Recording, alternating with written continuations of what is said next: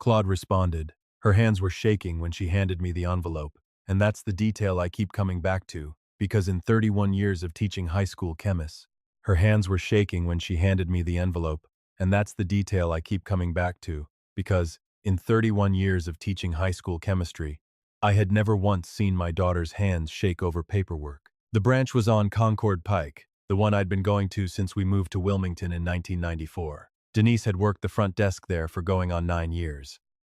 She knew my name, knew my late wife's name, knew that I took my coffee black and always asked about her boys before I asked about anything else. That morning I'd come in to withdraw $2,500 for a roof repair, nothing complicated, the kind of transaction that takes 4 minutes on a slow Tuesday. Denise typed my account number into her terminal, and I watched something happen to her face that I can only describe as a person receiving bad news about someone else's life. She looked at the screen a beat too long. Then she looked up at me, and the professional warmth she always carried had been replaced by something careful, something managed. "Mr. Ferraro," she said, "could you give me just a moment?" She picked up her desk phone and turned partway from me, and I could hear the low register of her voice without catching the words. She set the phone down. "Someone's going to come speak with you," she said. "If you don't mind waiting right here." "Denise," I said, "what's wrong?" 5. "Mr. Whitfield will be right out. He's the branch manager." She said my name once and his name once, both times with that particular gentleness people use when they're walking you towards something you're not going to like. I had spent 3 decades standing in front of teenagers and reading the exact same gentleness on my own face when I had to tell a kid his failing grade wasn't a mistake in the gradebook. I know what it looks like from both sides now. I stepped back from the window and waited in the lobby, watching the ordinary Tuesday continue around me, a mother with 2 kids at the ATM, an older man arguing pleasantly with a teller about a rewards program. A door opened. A man in his 40s, sandy hair going gray early, navy suit, walked toward me with his hand already extended. "Mr. Ferraro, Grant Whitfield, branch manager. Would you step into my office?" I followed him down a short hallway into a corner room with a window overlooking the parking lot and 2 monitors on the desk. He closed the door. He sat. He turned one of the screens toward me with the deliberate care of a man who had rehearsed exactly how this next part would go. "Mr. Ferraro, I want to show you something before I explain it," he said. "At 7:52 this morning, someone came into this branch and withdrew the full balance from your personal checking account, $31,140. He let that sit in the room for a moment the way you let a difficult diagnosis sit before you keep talking. The withdrawal was made with a signed authorization slip and a valid photo ID. Per our fraud protocol, the system flagged an anomaly on a transaction of that size from an account with your activity history, and I pulled the security footage before I called you back." He clicked his mouse. The monitor showed a timestamp, 7 hours, 52 minutes, and 11 seconds, and a teller window, and a person standing at it. Dark blazer, hair pulled back tight, the posture of someone who had rehearsed being calm. My son-in-law. I looked at that image longer than I needed to, long enough that Grant Whitfield had the decency to say nothing at all. "That's my son-in-law," I said quietly. "Marcus DeLuca." "Yes, sir." "That matches the name on the authorization slip, though the account is titled to you individually. He isn't authorized on that account." "No, sir. Our fraud review flagged the signature as inconsistent with the signature on file. We've placed a hold on the transaction. The funds haven't cleared out of the bank's custody yet. They're frozen pending review." Frozen. I sat with the word the way you sit with a word that's about to reorganize everything you thought you understood about your own family. I thought about the last 4 months, about every phone call and every dinner and every time Marcus had leaned across my kitchen table with his easy real estate agent smile and asked me, so casually, whether I'd ever thought about simplifying things for my daughter's sake. "Grant," I said, "I need to ask you something directly. Is the money still recoverable?" "The cash was physically dispensed at the window, Mr. Ferraro, but the fraud hold means it can't be transferred, deposited, or converted by whoever's holding it right now. If you file a police report today, and I'd strongly recommend that, the bank's recovery process starts immediately. I'll need copies of everything. The transaction record, the authorization slip, a still from the camera. We can have that ready within the hour." I sat back in that chair, and looked at the frozen image of my daughter's husband standing at a teller window at 7:52 in the morning while I was 3 miles away eating toast and reading the paper, having no earthly idea what he was doing across town with my name signed on a piece of paper he didn't have the right to sign. But here is the thing Marcus DeLuca did not know when he walked into that branch on Concord Pike. Here's the part that changes the shape of everything that comes after it. 6 weeks earlier, I had moved every dollar of my real savings, the retirement accounts, the CDs, the money my late wife Rosalie and I had spent 40 years building into a trust at a completely different institution. The $31,000 sitting in that checking account wasn't my life savings, it was bait. It was the specific amount I had decided I could afford to lose if that's what it took to get proof of what I already knew was happening, because I had known. I had known for 6 weeks, and I had spent every one of those weeks getting ready for this exact morning. My name is Anthony Ferraro. I'm 68 years old, and I taught high school chemistry in Wilmington, Delaware, for 31 years, 22 of them at the same school, teaching kids to test a hypothesis before they trusted a conclusion. That habit of mine is the only reason I'm sitting in this chair right now instead of standing in a parking lot with an empty bank account and no idea how it got that way. My son-in-law made the same mistake every person who tries to take something from a retired science teacher eventually makes. He assumed that because I was old and quiet and grieving my wife, I wasn't watching closely. I am always watching closely. That's the whole job. I want to tell you how we got here, and I want to tell you, because if you're listening to this from your car or your kitchen right now, and something in your gut has been telling you a family member is circling something that isn't theirs, I want you to trust that feeling the way I eventually trusted mine, just faster than I did. I taught chemistry at Brandywine High School from 1992 until I retired in 2023. I loved it in a way that surprised me every single year. The particular satisfaction of watching a kid who thought he was bad at science figure out that he actually just hadn't been taught to ask the right question yet. I coached the Science Bowl team for 18 of those years. I have a drawer full of thank you cards from students I haven't seen in 2 decades. My late wife, Rosalie, used to say I fell in love with teaching because I liked being the person in the room who actually knew the answer, and she'd say it with the exact smile she used for things that were both true and slightly at my expense. She was almost always right about me. Rosalie Ferraro, born Rosalie Antonucci in Trenton, New Jersey, in 1957, was a labor and delivery nurse for 34 years at Christiana Hospital. If you want to know what an operationally kind person looks like, it's someone who spent 3 decades at 2 in the morning helping strangers through the most frightening and joyful moment of their lives and still came home with enough gentleness left over for the rest of us.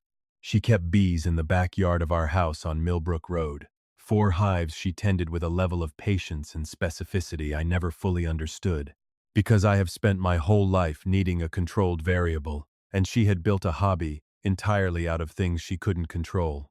She kept a logbook for every hive.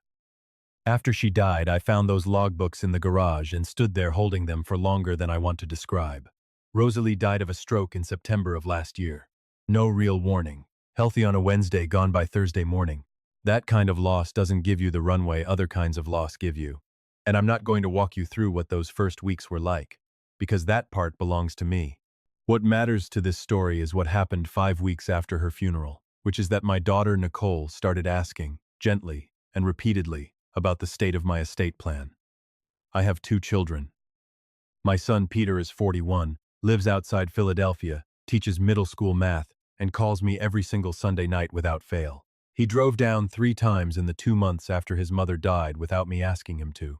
He's got his mother's operational kindness in him. He also told me twice, carefully, without accusing anyone of anything, that he was worried about Nicole's husband and thought I ought to keep my guard up. I heard him say it. I didn't move fast enough on what he told me. My daughter Nicole was 39, married to Marcus DeLuca, a residential real estate agent with an office in Newark, Delaware, and the specific manner of a man who has calculated precisely how much charm a room requires and delivers exactly that much and not 1 degree more. He remembered everyone's birthday. He asked the right follow-up questions at dinner. In 11 years as my son-in-law, he had never once said anything to me that felt unrehearsed. Nicole was my daughter, and I loved her the way you love a child who has made choices that put her somewhere you wouldn't have chosen for her, and who has, as a result, become someone you have to work a little harder to be around. She wasn't a bad person. I want to be honest about that on the record, because it matters to how this ends. But she was someone whose judgment about her own husband I had quietly stopped trusting years before Rosalie died.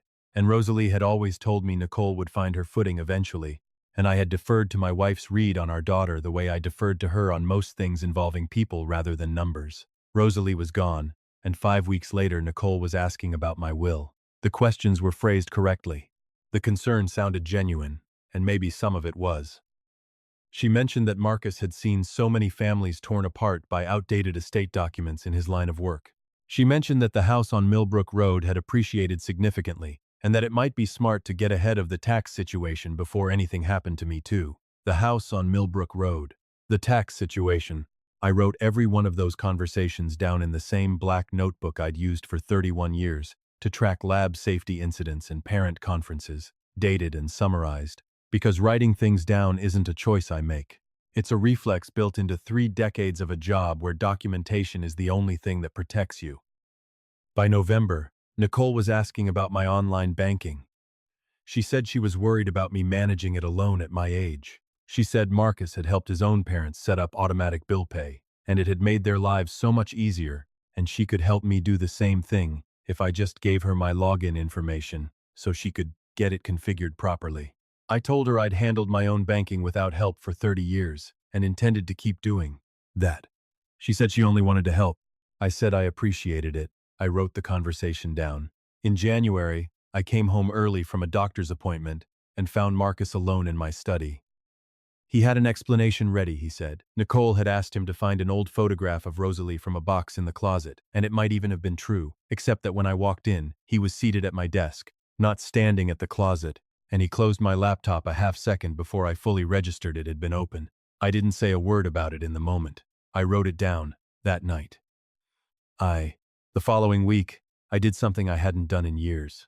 I went through every one of my own financial accounts with the same rigor I used to apply to a student's lab report that didn't quite add up. Every login, every statement, every access record. I found 2 things. The first was a login to my checking account from an IP address registered in Newark, Delaware. Marcus and Nicole's town at 1:40 in the morning on a night in December. 4 minutes of activity. No transactions. Just someone looking. Someone who had my credentials. Someone who lived exactly where Marcus lived. The second thing was a hard inquiry on my credit report. I hadn't authorized a pre-qualification request for a home equity line against the Millbrook Road house, submitted online in my name in early January. It hadn't gone through, because I'd had a credit freeze in place for years out of plain professional habit, the same instinct that makes you double-check a gas line before you strike a match. But the inquiry sat there on the report. Dated. Real. Undeniable. I sat at my kitchen table for a long time with those 2 facts in front of me. I've spent my whole career teaching kids that a pattern isn't a coincidence just because you'd prefer it to be. I had been collecting this pattern for weeks, and filing it under a name I wasn't ready to say out loud yet. I was ready that afternoon. The next morning, I called an attorney named Rita Okonkwo, an elder law and estate litigation attorney with an office above a dry cleaner on Union Street, which I mention because the location tells you something. It wasn't fancy. It was working, and I have always trusted working over fancy. A colleague from my old teaching days, whose brother-in-law had gone through something similar, had given me her name. I walked into her office on a Monday morning with my black notebook, a printed summary of the 2 findings, and my existing will, drafted back in 2018 and untouched since Rosalie died. Rita read through everything without a single interruption, the way the good ones do, completely, without performing a reaction for my benefit. When she finished, she looked up. "Mr. Ferraro, I want to ask you something plainly. Based on everything you've documented here, do you believe your son-in-law is actively working against your estate?" I believe he's already started," I said. "The login and the credit inquiry aren't coincidences. They're scouting." "Lo, and your daughter?" "I don't believe Nicole understands the full scope of what he's doing. I believe she's being managed the same way I am. I could be wrong about that. I hope I'm not." "And your son, Peter?" "Peter warned me twice. He isn't involved in any of this." "I'm certain of that." "What do you want the outcome to look like?" "I want my estate to go where I decide it goes. I want there to be an unambiguous record of what happened, because I built my whole career on the idea that a record is the only thing that settles an argument. And I want to know, one way or another, exactly how deep this goes, before I lose the chance to find out. Rita looked at me for a moment. Those are all things we can build toward, she said. Let's talk about how. Over the following 5 weeks, with the precision that 31 years of grading lab reports had trained into me, I did exactly what Rita and I mapped out. I dissolved the joint account structures that still listed Rosalie as a co-holder. I established the Anthony J. Ferraro Revocable Trust, naming Peter as successor trustee and sole beneficiary. I moved the Millbrook Roadhouse into the trust.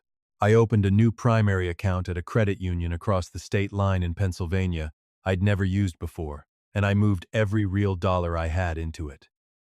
I left the old checking account open. I left $31,140 sitting in it, an amount that looked exactly like the ordinary operating balance Marcus would expect, to see if he was watching. I left "isn't" Marcus, because closing it outright would have told him something had changed, and I needed him to believe nothing had. I also called the bank directly and asked for the fraud prevention department. I was connected to a compliance officer named Teresa Van. I told her what I'd found and what I expected was coming. I gave her the account number and asked her to flag it for enhanced monitoring and to call me the moment anything unusual happened. She said, "Mr. Ferraro, in 19 years of compliance work, I've had maybe 2 calls like this one in my whole career. How did those turn out?" "Both times, in favor of the person who called." "Good," I said. "That's the outcome I need." 6 weeks after that phone call, on a Tuesday morning, I drove to the branch on Concord Pike to withdraw $2,500 for a roof repair, and Denise froze at her window. I filed the police report that same afternoon at the Newcastle County Station. The officer, a young woman named Ortiz, wrote everything down with real care and told me that given the dollar amount and the documentation I had, this would go straight to the Financial Crimes Unit. I handed her the security still, the forged authorization slip, and the full transaction record. The detective assigned was a man named Curtis Boyle, mid-50s, unhurried, the kind of person who reads slowly, because he reads carefully. He called me the following Thursday and asked me to come in with everything I had. I brought all of it. The black notebook with 4 months of dated entries, the printed access log showing the December login from Newark, the credit report with the January inquiry, the 5-week timeline of the trust restructuring I'd completed before the bank visit, and a document I'd built over that same weekend, a full chronology of every financial and estate-related conversation Marcus and Nicole had raised with me since Rosalie's funeral, dated and cross-referenced against my own calendar. Detective Boyle looked at that chronology for a long time. "You built this yourself," he said. "I graded lab reports for 3 decades, detective. I know what a documented finding looks like, and I know the difference between one and a hunch. The credit inquiry you've got, the bureau, confirming the IP location. Newark, Delaware, same general location as the December login, and the bank has confirmed the December access was flagged as anomalous. In writing, I asked for it in writing the same week I found it." He sat quiet for a moment. "Mr. Ferraro, between the footage, the forged slip, the credit inquiry, and your own documentation, you've built a case most detectives would be grateful to be handed. That was the intention. Why didn't you bring this to us back in December, the night you found the login?" I'd expected that question, because it's the question anyone reasonable would ask. Because in December, I had an anomaly. One strange login, at one strange hour. An anomaly isn't a case, detective. A case is what I had this morning, with the footage and the forged signature and 6 weeks of documentation behind it.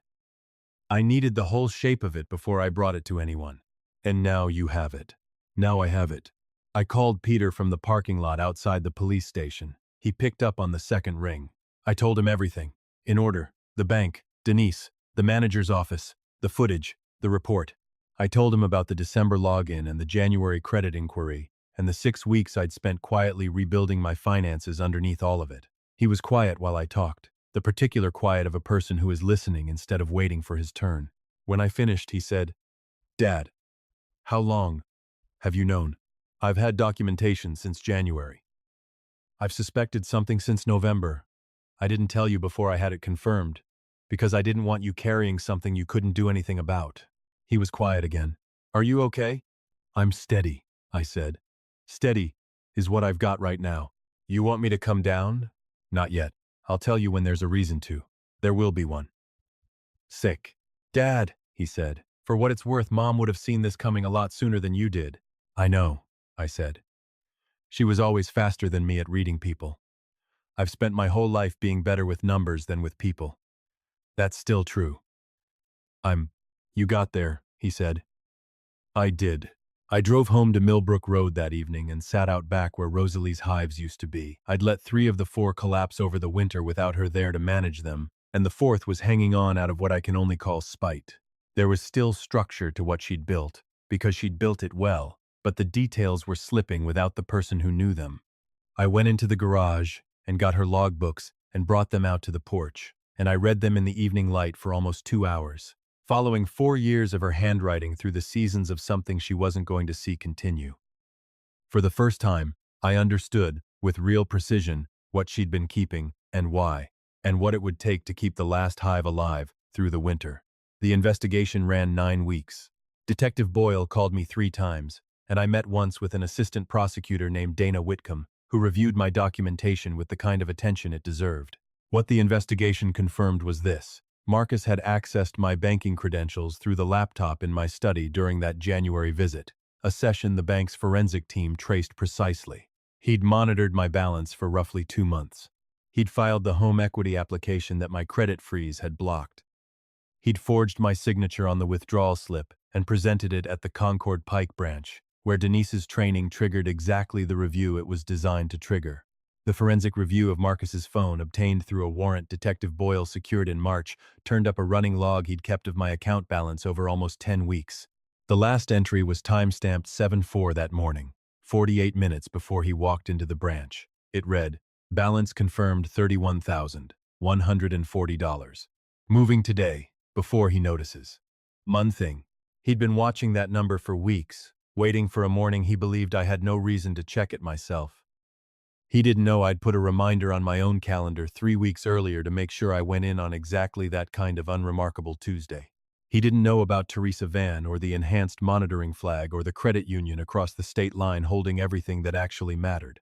He'd spent almost 2 months watching a number on a screen and walked into a building to take it, without knowing the building was already waiting for him. Nicole's role, once the investigation reached her through the texts and emails she and Marcus had exchanged, turned out to be smaller than I feared and larger than I'd hoped it wasn't. She hadn't forged anything. She had known in the last 2 weeks what he intended to do, and she hadn't told me, and she hadn't stopped him. Her attorney later described her involvement as awareness without active participation. Detective Boyle told me about that phrase with the dry, specific tone of a man who's heard it plenty of times before and has settled opinions about what it usually means. Marcus was charged in the spring with theft, forgery, and identity theft. Nicole was charged separately with a lesser count tied to failure to report a known fraud, which her attorney fought, and which was, months later, reduced to a deferred adjudication contingent on restitution cooperation and a clean record going forward. Marcus's case went to trial preparation. He entered a guilty plea 8 weeks before it would have started, in exchange for restitution, 5 years of probation, a felony record, and a professional censure that ended his real estate license. I want to say plainly, because I know some of you listening will want to know this part, no, it wasn't everything I might have wanted for him. But it was real, on paper, permanent, and it was more than nothing. And after 31 years of grading, I have made a kind of peace with the difference between the grade a person deserves and the grade the system is willing to give. I went to see Rita in April to confirm the trust structure was untouched by any of it. She reviewed everything and told me it was clean, that the Millbrook Road house and my real assets had never been exposed at any point. I asked about the $31,000. The bank's fraud recovery process is moving, she said. Given the strength of the documentation, they expect to make you whole. It may take a few more months. I want you to know, I said. I left that money in the account understanding I might never see it again. I wasn't trying to keep it. I was trying to prove what was happening. If it comes back, that's a better outcome than the one I planned for. She looked at me for a long moment. Most people in your position don't think about it that way. Most people in my position didn't spend 31 years grading lab work, I said. She almost smiled at that. The restitution came through in the early summer. Thank you for watching. That is always the two. I setting the many. I deposited it at the credit union across the state line and wrote the date in my black notebook, the same way I'd written down every other date in this whole story. And then I sat at my kitchen table with a cup of coffee and let myself feel, for the first time in months, that it was actually finished. That's a different kind of stillness than the stillness of being in the middle of something. It takes longer to arrive at, and it's worth waiting for. Peter drove down that weekend from outside Philadelphia. We sat on the back porch in the June evening, and he helped me figure out why the last surviving hive had been struggling something in Rosalie's logbook about needing more afternoon shade than I'd given it. A note in the margin in her handwriting that just said, "Less sun than you'd think." That was Rosalie exactly, precise, even in the margins. We talked about Nicole once that evening, for maybe 20 minutes, the way people talk about something that's settled but not over. Peter asked how it had gotten this far without any of us stopping it sooner. I told him I thought the honest answer was the same answer it usually is, that Marcus believed I wasn't paying attention, and that belief felt comfortable enough to him that the plan became real in his head before he ever accounted for what a person who actually pays attention looks like up close. He should have known you better, Peter said. He knew me the way you know somebody's reputation, I said, not the way you know somebody's habits. Those are different kinds of knowing, and only one of them protects you. That's a very teacher way to put it. It's the only way I know how to put things, I said. The hive is doing better now. Not what Rosalie had it doing, not her level of care, but better than it was in the winter. I've been following her logbooks as closely as I can, learning after the fact the things I should have learned while she was still here to show me. If you're listening to this and there's a version of my December sitting somewhere in your own life right now, a login you can't explain, a question about your will that came a little too soon after a loss, a family member who's suddenly very interested in your accounts, do what I wish I'd done 6 weeks earlier instead of 6 weeks later. Write it down the day it happens. Call your bank before you call anyone else. And trust the version of yourself that notices something is wrong, even when the person standing in front of you is smiling and asking about your grandkids in the same breath. I built my whole life on the idea that the record is the only thing that settles an argument. It settled this one. And it was mine, Claude responded. Love doesn't always announce itself with warmth. Sometimes it looks like a notebook, a quiet phone call, a number written down before anyone else notices what. Love doesn't always announce itself with warmth. Sometimes it looks like a notebook, a quiet phone call, a number written down before anyone else notices what it means. Anthony didn't stop trusting his family. He just learned to pair love with attention. That's the real inheritance he left behind. Not the money, but the habit of paying close enough attention to the people you love that nothing important slips past you unnoticed. A small note for you. This story was written and fictionalized by AI for entertainment purposes, while still carrying a genuine positive life lesson worth holding on to.